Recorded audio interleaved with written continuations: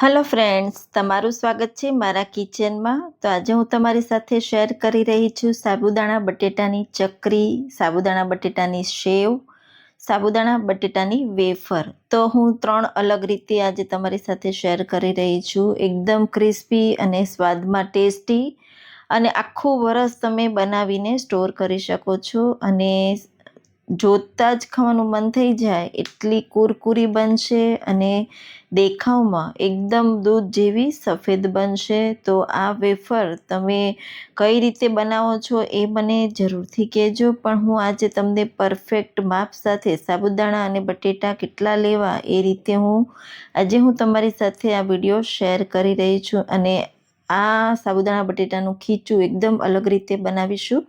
તો ચાલો, સાબુદાણા બટેટાની વેફર બનાવવા માટે મેં અહીંયા 500 ગ્રામ જેટલા બટેટા લીધા છે. છાલ કાઢી આ રીતે ટુકડા કરી લીધા.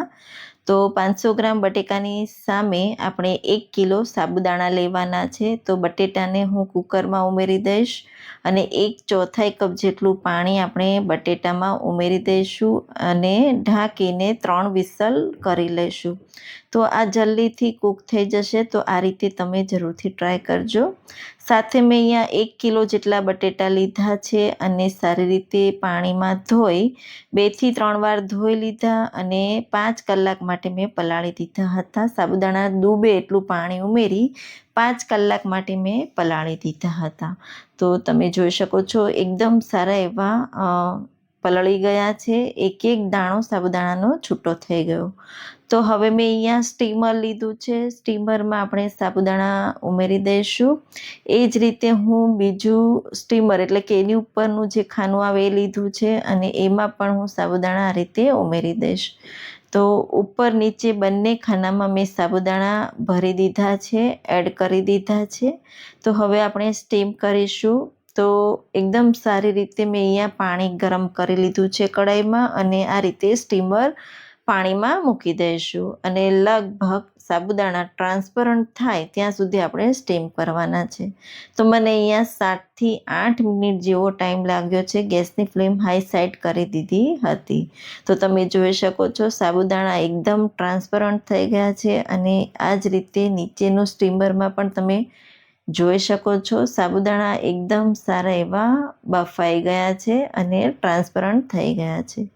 તો એ જ રીતે હું બીજા સાબુદાણા પણ બાફી લઈશ અને કુકર પણ માંથી પ્રેશર નીકળી ગયું છે. તો તમે જોઈ શકો છો એકદમ સારા એવા બટેટા પણ બફાઈ ગયા છે અને બટેટામાંથી આપણે પાણી નિતારી લઈશું.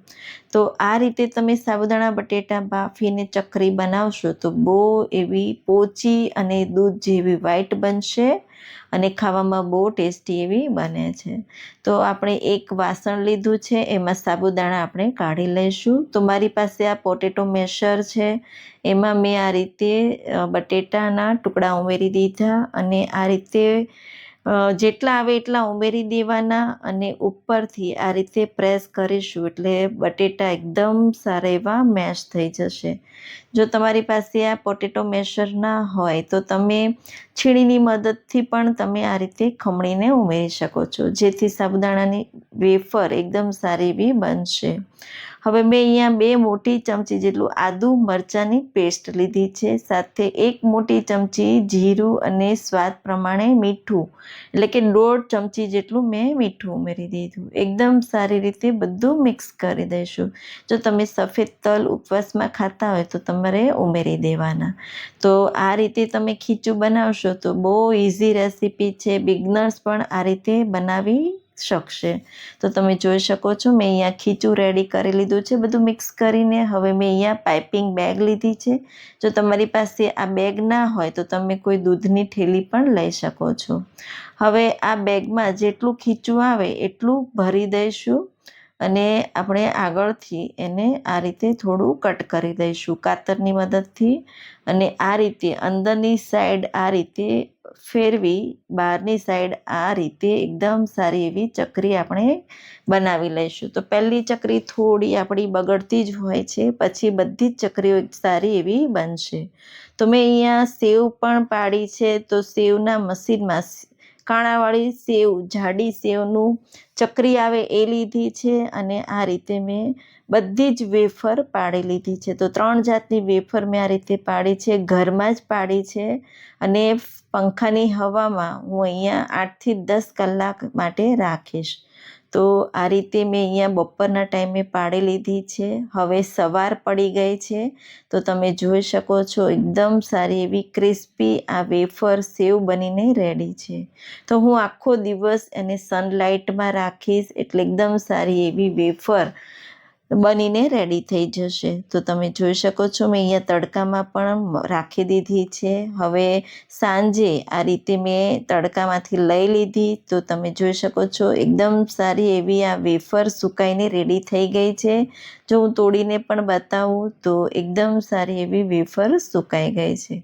તો તમે આ રીતે પણ વેફર બધી બનાવી શકો છો. તો મેં અહીંયા સાબુદાણા બટેટાની વેફર આ રીતે બનાવી દીધી તો તમે જોઈ શકો છો એ પણ એકદમ સારી એવી સુકાઈ ગઈ છે.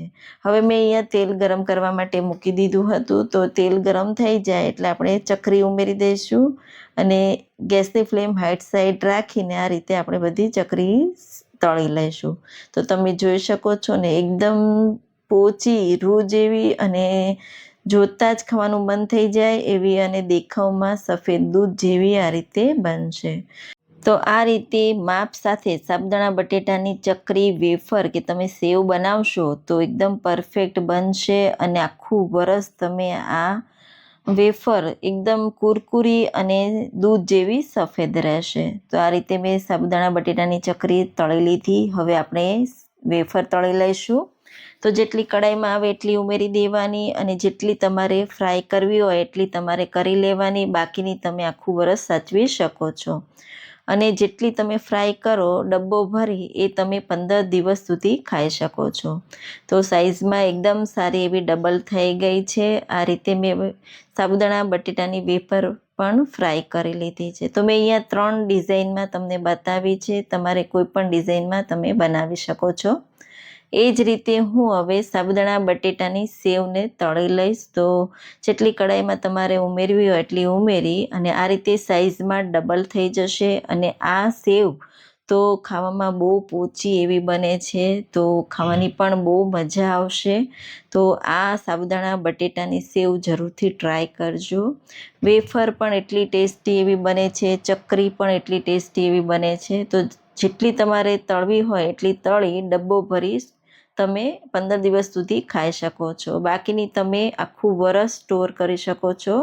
તો આ જ રીતે મેં સાબુદાણા બટેટાની સેવ અને વેફર અને ચકરી મેં તમને બતાવી દીધી.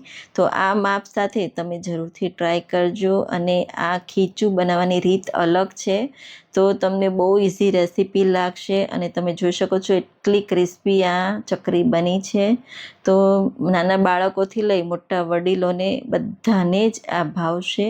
તો જરૂરથી ટ્રાય કરજો. હું તમને બધી જ વેફર સેવ અને ચકરી બતાવી રહી છું. તો આ રેસીપી જો તમને ગમી હોય તો લાઈક કરજો, શેર કરજો અને હા આ રીતે ખીચું બનાવી તમે ચકરી કે વેફર બનાવશો એ મને કોમેન્ટ્સમાં જરૂરથી જણાવજો. જો રેસીપી ગમી હોય તો લાઈક, શેર, સબસ્ક્રાઈબ કરજો. જરૂરથી ટ્રાય કરજો.